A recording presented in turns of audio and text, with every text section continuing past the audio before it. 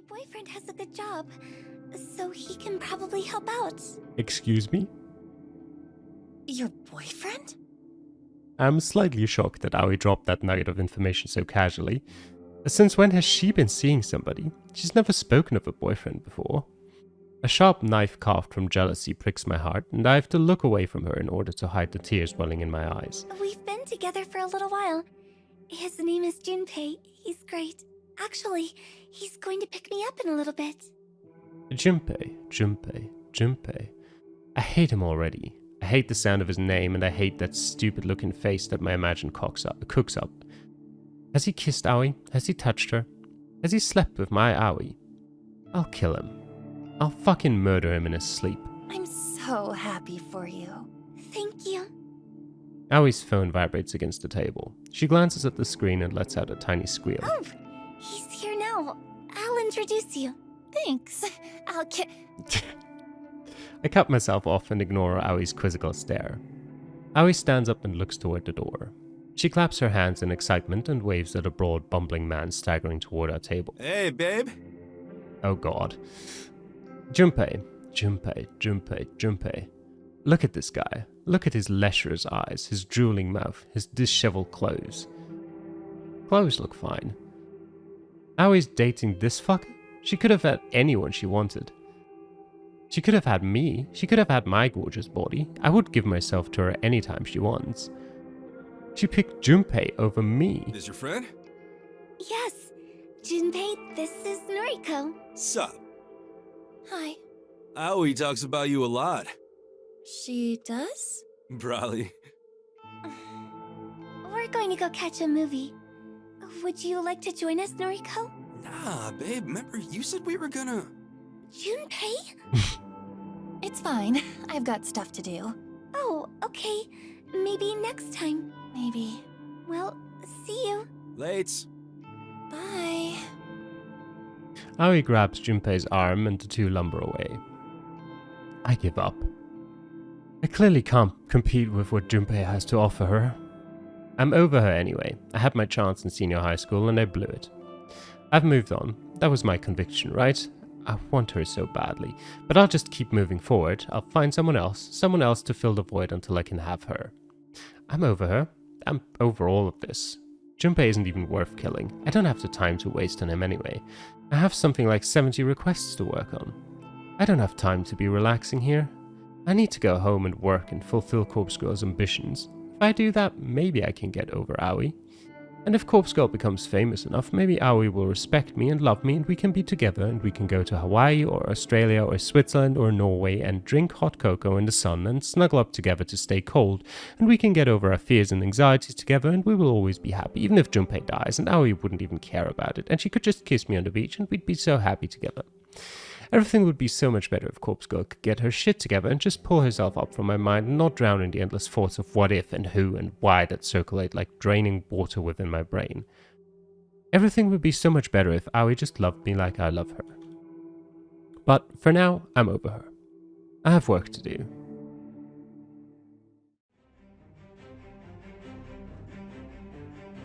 Each corpse blurs into the next. They all look the same to me now. Each cause of death is just an insignificant fact, just a bullet point, a tiny detail to be incorporated into a photo.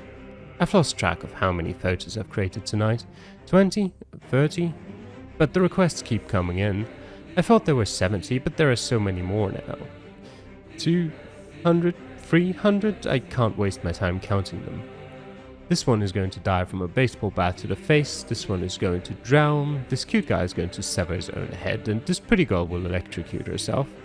They're all going to leave beautiful corpses and beautiful photos. We'll have fun collecting corpses that look like these victims, me and Tomo and Kojiro. We'll apply makeup to each corpse and we'll dress them up and we'll zip them up in cute little body bags and put a nice little ribbon on top and deliver them to our victims. And each one will die, in turn, and leave behind a beautiful corpse. Beautiful corpses all over Tokyo. Beautiful, beautiful, beautiful. Beautiful just like me. So slim and skeletal and perfect. So real. Each corpse will look just a little bit like me. Gorgeous. Kojiro called me gorgeous once. Aoi has never called me gorgeous. I don't have enough burner phones to send out all these photos. I'll have to use each phone multiple times. Maybe I can send 10 photos from a phone before I dump it. That's a good idea. It will reduce the amount of work. We also won't have enough room in the van to collect so many corpses from the morgue. We'll have to make a few trips, back and forth from the morgue to the factory to the morgue. I wonder how many bodies we can fit inside at once. 5? 10? 15 if we stack them all on top of each other? I wonder if I could squeeze in between them instead of sitting in the passenger seat. I'm pretty small. I'm pretty skinny. I could probably zip myself up in a body bag and hide amongst the cadavers and pop out and scare Kojiro when he opens up the van to unload them. Boo! Got you, Kojiro. Bet you didn't know I was in here with the corpses. Bet I look just like them, don't I? Can you unzip a body bag from the inside? I'll have to try it out. I can imagine Kojiro's shocked expression when I pop out like a naked singer bursting out of a birthday cake. Maybe I could strip down before I get into the body bag. I bet he'd like that. I bet he'd like to see me slide out of the body bag completely bare with my pale skin and my bony arms and my scrawny legs. His eyes would pop out of his skull when he looks at my prominent rib cage and my hips and my tiny flat breasts. He'd probably think about it every night before he goes to sleep and fantasizes about me and my perfect body, and he'd dream about cuddling up with me in the body bag and hiding between the cadavers in the van.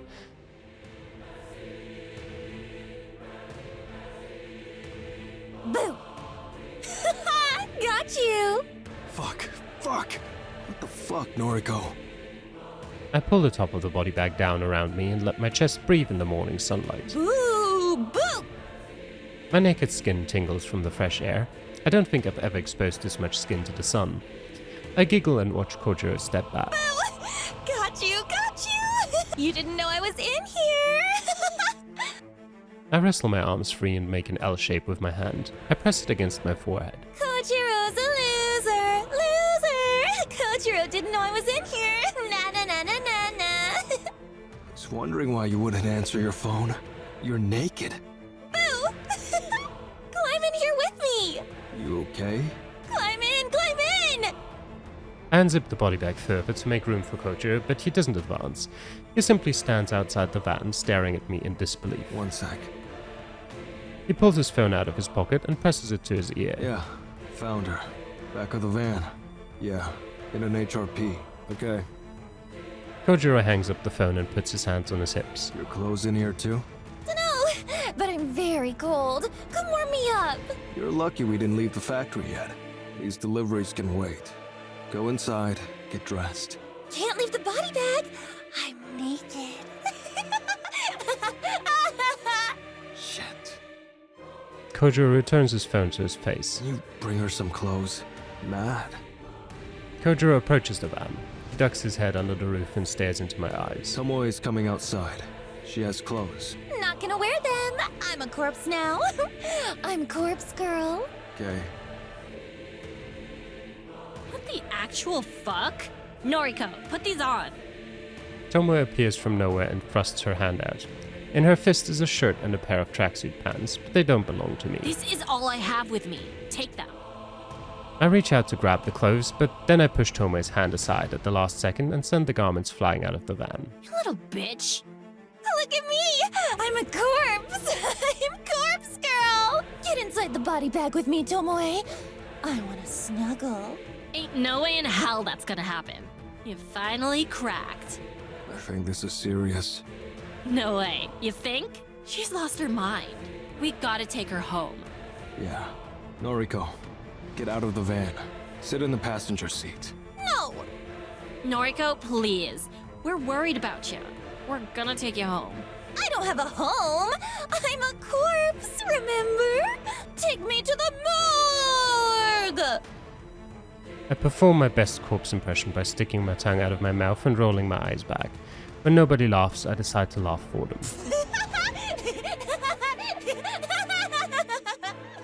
Right. Enough. Kojiro climbs into the van and grabs my wrists. Let me go. He forces my arms into the body bag so they're pinned by my sides. I can't fight him off. He's far stronger than I'll ever be. He pulls up the zipper on the body bag until it completely envelops me. Then he pushes me backwards so that I fall against a stack of cadavers. The van's door slams shut as soon as he climbs out. It's dark. I hear shuffling around outside and then the revving of the engine. We're going to the morgue. We're I sing as loud as I can, but I don't think they can hear me. Morgue! Morgue! Going to the morgue! I laugh until I can't breathe, and then I decide to suffocate for a little bit.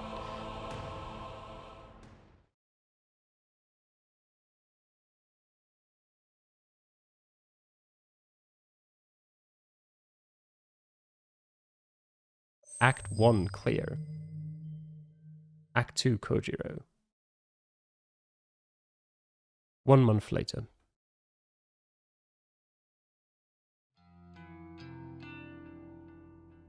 July 30th, Thursday morning. I try to reflect on life every morning. Keeps me grounded, keeps my mind busy. A busy mind is a happy mind.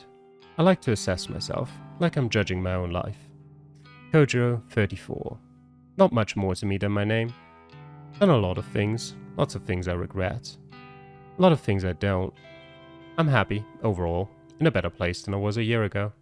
Stable job, small group of friends, couple of hobbies. Enough to live a satisfying life. I've got ambitions, desires, passions, and fears, who doesn't? I'm clever, at least in my own opinion. I speak a little French, a lot of Japanese, English not so much. Dad always told me girls like multilingual guys, haven't proven that theory yet. Been a while since I was in a relationship, and she never cared for my second language. There's someone new I'm interested in. She's strange, dark, deep. Like me. She doesn't get me though, but I get her. I understand everything about her. Maybe she'll come around, maybe not. That's probably enough self-reflection for today. I get caught up sometimes. Easy to slip too far inside my mind. Got things to do today, deliveries to make. The boss is cracking the whip. I've already eaten breakfast. That's one thing off my to-do list. Might need a coffee though. Should have time to stop by the cafe. I grab my keys, phone, wallet, and a book for the train ride. Later.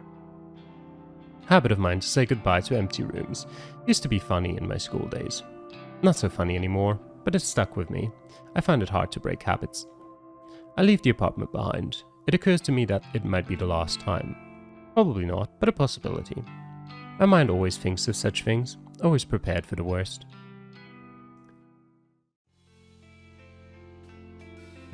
Benefit of living near the train station is not having to walk far, but the noise pierces my apartment. I've learned to sleep through it. The platform is quiet today. Must have beaten the rush. Going straight to the factory today. That blonde girl will drive from there. Tomoe? Always on the tip of my tongue. I like the factory. Spent a lot of time there with Dad. He worked hard, but he always had time for me. But the factory is different now. Colder. Reminds me too much of the morgue. Not surprising though, not since Noriko made it her home. She calls it the corpse factory. Not a fan of the name. I like morbid things, but the factory meant a lot to me. Now it means nothing. It's just a place I go. I still see Dad there sometimes. I picture him working away. I know he's not really there, just my mind remembering better times. I miss him a lot. Hope he's proud of me. I never noticed until Can you this help me point load up? how Kojiro only talks in short sentences.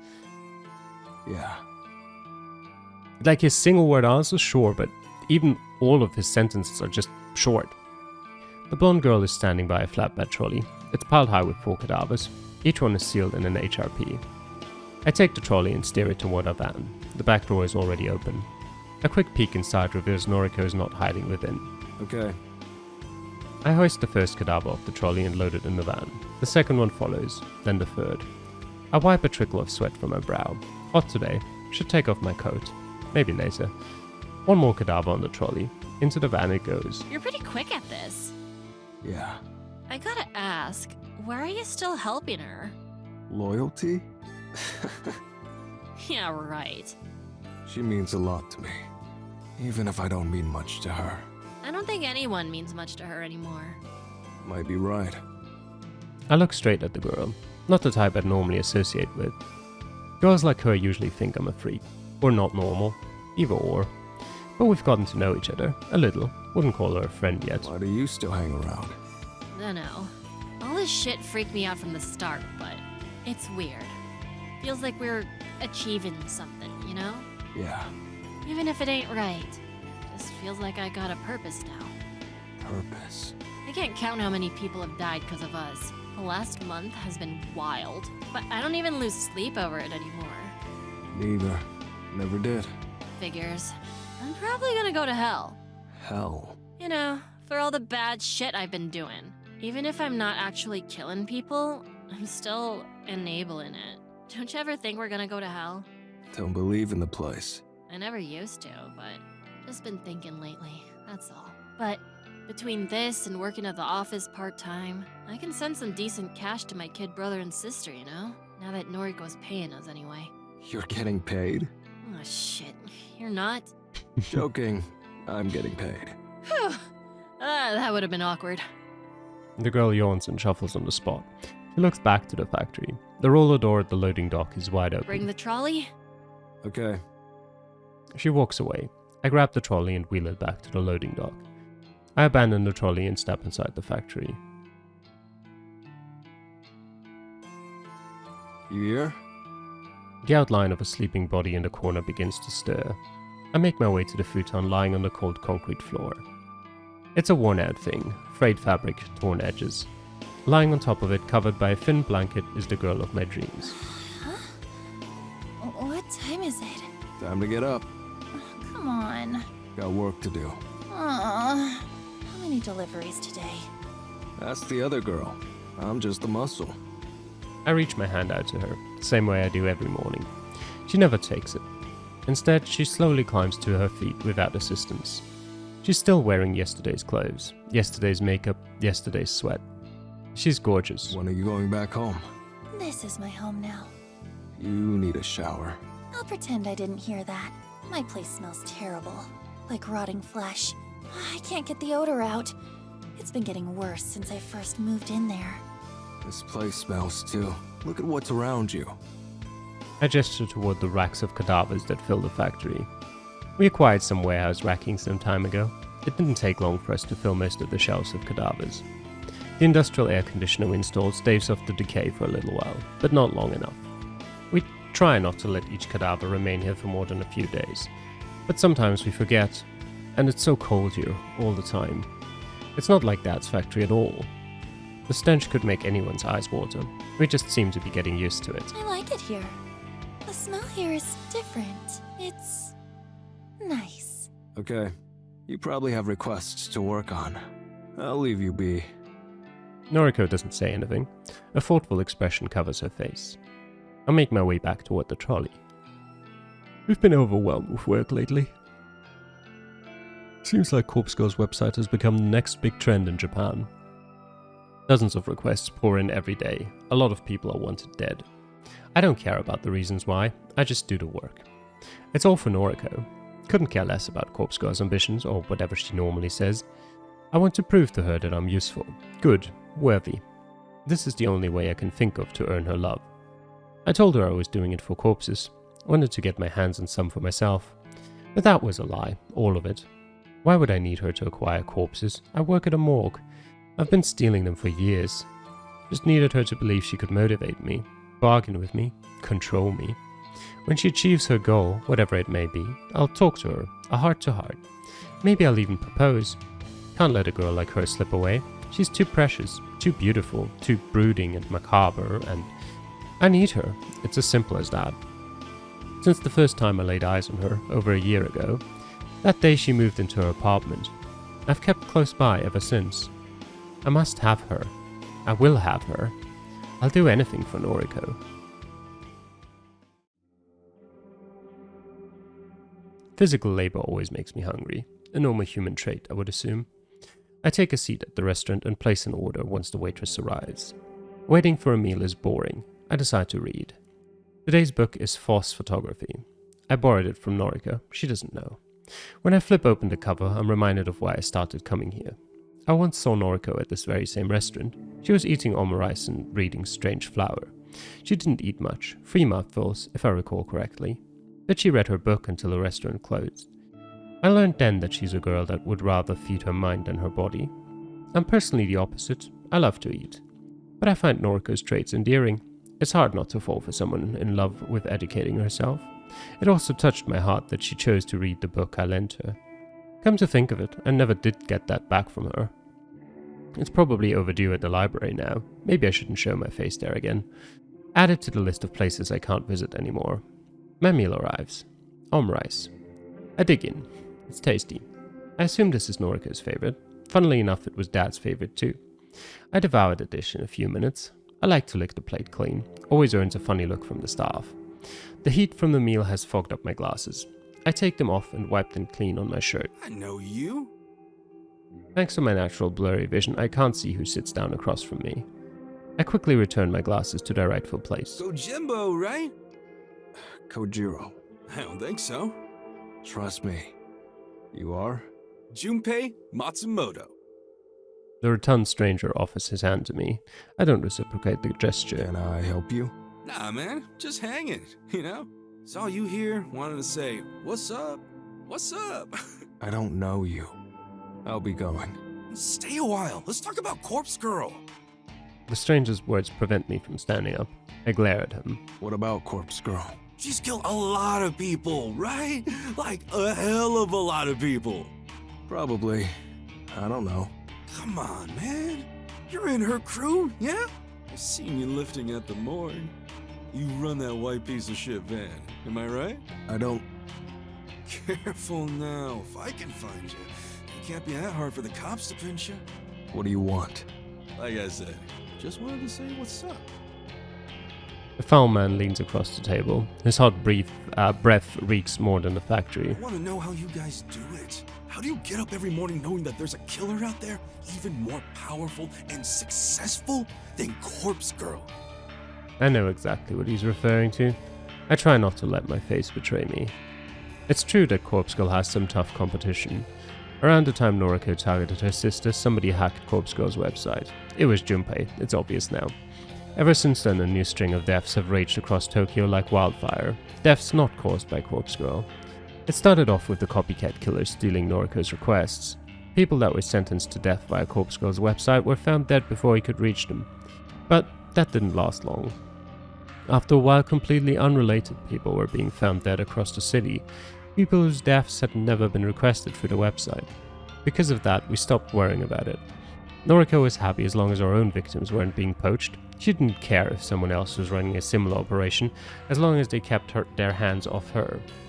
I haven't given it much thought since. And then this guy appears out of nowhere. It's pretty damn obvious that he's involved with the copycat killer. He's seen me around, knows what I've been doing, knows that there are two separate powers out there killing. Doesn't take much to figure him out. What's your method? Excuse me? You kill faster than Corpse Girl. How? Whoa there, buddy. I don't kill anyone. Here, check this shit. The guy shows me his phone. There's a webpage on the screen. It looks similar to Corpse Girl's website, but it's not the same. I read the name of the site out loud. The Human Removal Service. Nice, huh? What is this? Just read it. I do as I'm told. There's a paragraph of information below the site's title. We remove unwanted human beings. Take advantage of our free and efficient removal solutions. Fill in the name and address of a human being you would like removed. Following that text is a form to be filled out, just like the one on Corpse Girl's website. I think I get it. This is the copycat's own website. They're running an identical operation, accepting user requests for victims' details and then somehow carrying out killings. But how far do the similarities extend? Are they creating corpse photos to send to victims? Are they forcing victims to kill themselves or carrying out premeditated murder? Are they delivering corpses to victims? You involved with this? Nah, just a fan. Yeah, sure. Used to be a Corpse Girl fanboy. That shit was wild. Then I discovered this site. It's so much cooler. More profesh, you know? The guy leans in once more. I even used this site once. What happened? The guy I wanted to die, he disappeared off the face of the planet within 24 hours. Can you believe it? And they're offering the service for free. There's no doubt about it. This guy's involved with the copycat and this website. He's here to taunt me, pressure me. He knows who I am. But what's his endgame? Can I try the site? Sure, man. Type the web address into your phone. I retrieve my phone from my pocket and enter the site's address. It loads quickly, the Human Removal Service. I bookmark the site, then scroll down to fill in the name field. Was it Matsumoto? What? Yes. I type in Junpei Matsumoto. The next field requests an address. Where do you live? Hey, wait just a second. What the F are you doing? Address, please. You're a psycho. Don't put in my details. Why are you worried? Not like the killer will target an accomplice. Of course not, but still. Such a dick move. There you go. Got him. I stand up and pocket my phone. Later, Junpei. Freaking weirdo. His face is contorted into a foul grimace, like he just swallowed something sour. I leave the restaurant.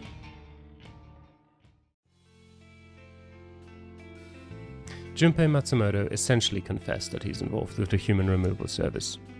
He agreed that he wouldn't be targeted if they entered his name on the website. He admitted to being an accomplice. Don't know if he figured out what I figured out. Don't care. I need to tell Noriko.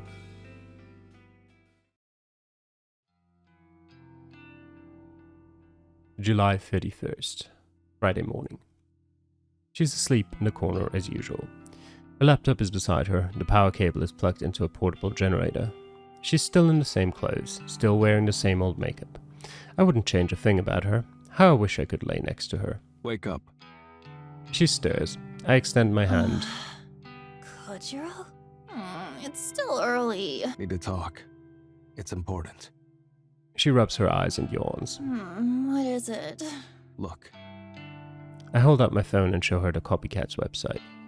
Her eyes widen as she slowly reads the text. Her jaw drops ever so slightly and she looks at me in shock. How did you find this?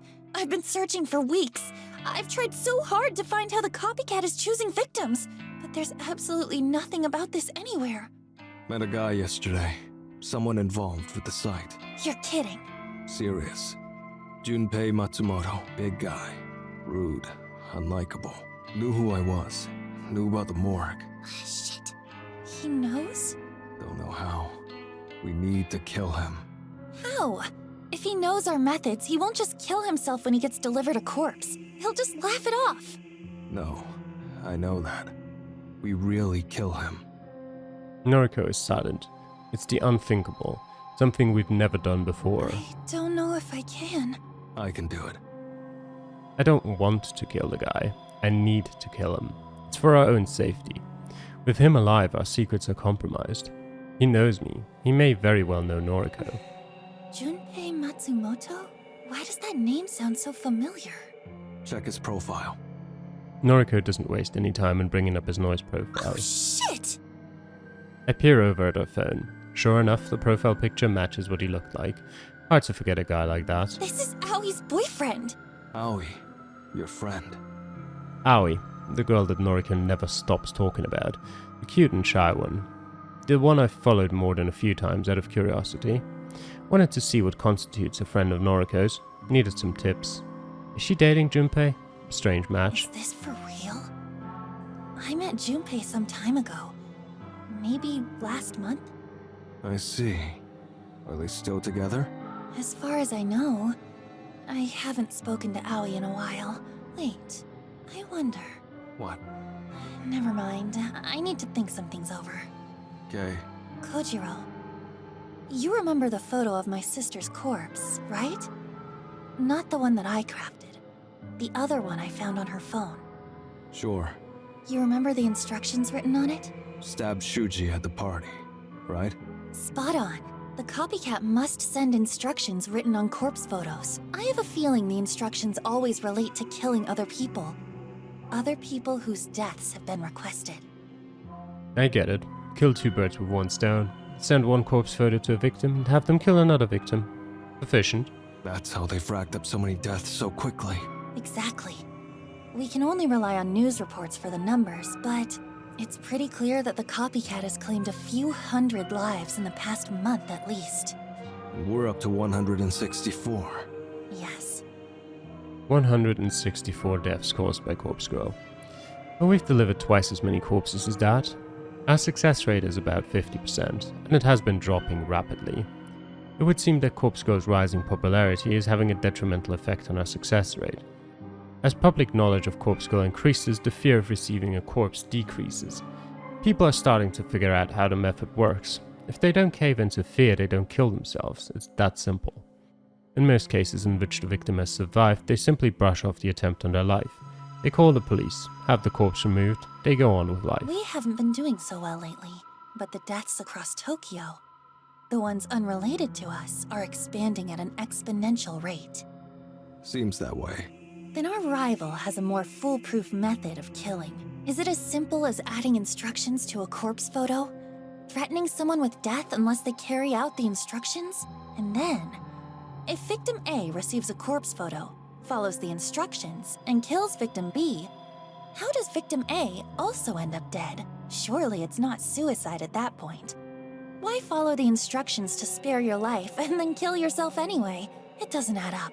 How are they killing so many people so quickly? Don't know. It's true, I have no idea. I pride myself on always being in the know, but this is beyond even me. However, I do know how to find out. Maybe I'll pay Junpei a visit. See what information I can extract. I don't like it, but it may be our only chance. Get as much information as you can from him. Then, dispose of him. Her words cause a flare of adrenaline inside me. I won't let her down. She has given me a task, an important task. I'll show her what I can do. On it. Good luck, Kojiro, and be careful. Of course. Later. I'm thankful that Noriko looks away just before a smoke splits my face in half. I take my leave.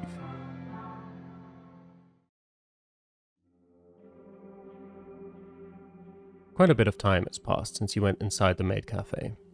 Can't imagine eating a meal takes this long. Unless there's something shady going on, he should have come out by now. My knees are beginning to hurt from crouching. I could stand up, but then I'd be more visible. Crouching at the corner of this alley suits me just fine. My knees should hold. I have a perfect view of the entrance. I've taken note of every single person entering and exiting. But he hasn't come back out. His noise post from earlier was right on the money. He said he would visit the maid cafe, and sure enough I watched him enter. Could be he knows I'm tailing him. Whole thing could be a ruse. He might have an escape route. But I already scoped out the alley behind the cafe. There's no other exit. Front only. Could he have climbed out a window? Doubt it. Big guy, not very fit. Even if he'd attempted such a feat, I surely would have overheard the struggle. I'll keep watch here. Can't be that much longer. According to Noise, he comes here often. His favorite place. Likely where he met Aoi. She still works here, according to Noriko. What does Aoi see in him? What does Noriko see in Aoi, for that matter? The girl is boring. Cute, sure, but no outward personality. I don't know. Maybe I'm missing something. Hard to tell when you only watch from afar. There he is. I'll have to follow him. Can't confront him here. Looks like he's heading toward the station. Easy. Here goes.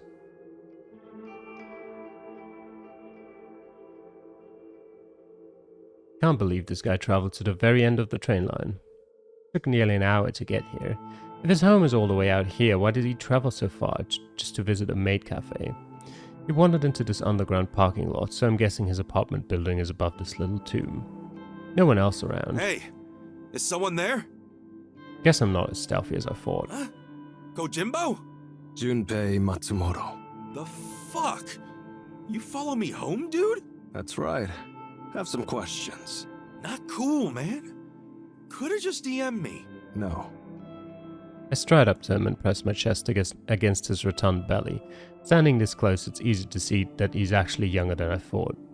I'm nearly a full head higher than him. Despite his bulky build, I don't think I'd have any trouble crushing him in a fistfight. Back off, dude. I'm warning you. I don't think I'll do that. Question 1. Hey, I ain't playing your games. Who runs the human removal service? I ain't telling you that. Question 2. How are the victims of the website killed? Fuck you, man. Question 3. Shut up! What is your role? I've listed the questions in order of importance. Please answer. Junpei pulls his head back and spits in my face. The disgusting glob of saliva dribbles down my cheek. I snap 2 of his fingers. Holy fuck! The knuckles within his blubbery digits break inside my fist as I bend them in the wrong direction. I savor the sensation of shattered bone grinding against shattered bone as his knuckles splinter and pierce his skin. Question 1. Who runs the human removal service? Junpei wrenches his hand away from mine. He clenches his other fist. He looks prepared to launch it at my face. The punch connects perfectly against my jaw. I cock my head a little, riding the momentum of the impact. A tooth comes loose in my mouth. I think it's a bottom canine. I swallow it. Turning my head back, I lock eyes with Junpei. Question 2. How are the victims of the website killed? Shit! You want another fist in the face? My freaking fingers! Question 3. What is your role? Junpei tries to lash out with a kick to my shins. He's slow. He's just not cut out for a fight. I step aside and his leg flails limply. Completely off balance, he falls and lands on his rear. I move toward him and stand over his recumbent body. I've listed the questions in order of importance. Please answer. Help me! Someone help me! This psycho is trying to kill me! I can't help but sigh loudly. I run my tongue along my gums, feeling for the gap created by my missing tooth. Definitely a canine that I swallowed. Bit of an inconvenience. Have to get a false tooth now. Wonder if Noriko will think less of me. Question 1. Fuck you! He madly tries to kick at my ankles. His feet slap against mine with no force or pressure. Who runs the human removal service? The guttural, beastly growl that spews from his mouth is the desperation of a cornered dog. I don't much believe in kicking someone when they're down, figuratively nor literally. I kick him in the ribs and his howl of anguish repeats itself. Sometimes you have to do things you don't believe in. I kick him again and again and again. 1 or 3 of his ribs shatter against the toe of my shoe. It's a crunching sensation, like kicking in the ribs of a cadaver. I suppose a comparison isn't really necessary. Stop! Please! The slow, desperate plea is completely different from the urgent howls of frustration just moments ago. Beaten and wounded, the dog is panting heavily, his tongue lolling against the asphalt. Question 2. How are the victims of the website killed? A moment's silence prompts me to prepare my foot for another flurry of kicks, but a meek answer I didn't foresee causes my body to Our stiffen. Herald. He carries out all the killings personally. I frown and the motion causes a sharp pain to shoot through my bleeding gums. Your herald? The dog spits blood down his shirt and groans. He's a visionary, a prophet, and he's immortal. He's more powerful than Corpse Girl ever was. Every person targeted by the human removal service is removed by the Herald's hand. This wasn't the explanation I was expecting. I thought the operation was similar to Corpse Girls. Send a corpse photo to a victim, urge them to kill themselves, or give them instructions to kill someone else. That was what Moriko and I discussed. That was the conclusion we reached. I don't like being proven incorrect. I bring my foot into Junpei's ribs 1 more time and he hardly flinches. He simply exhales and absorbs the force. Question 3. What is your role? I think the dog is unconscious. I tilt my neck from side to side and hear a comforting crack and pop that relieves the tension in my muscles. I crash down and press my fingers to his wrist. The pulse is strong and his breathing is regular. He won't die, not unless I take action now. I told Noriko I'd kill him. I told her I'd take care of our problem. Junpei? A girl's voice, soft and not unpleasant, but worried, terrified. I stand once more to see the concerned face before me. What did you do to Junpei? Aoi Sato, Noriko's friend, best friend, and the girlfriend of Junpei Matsumoto. Sauce. I need to leave.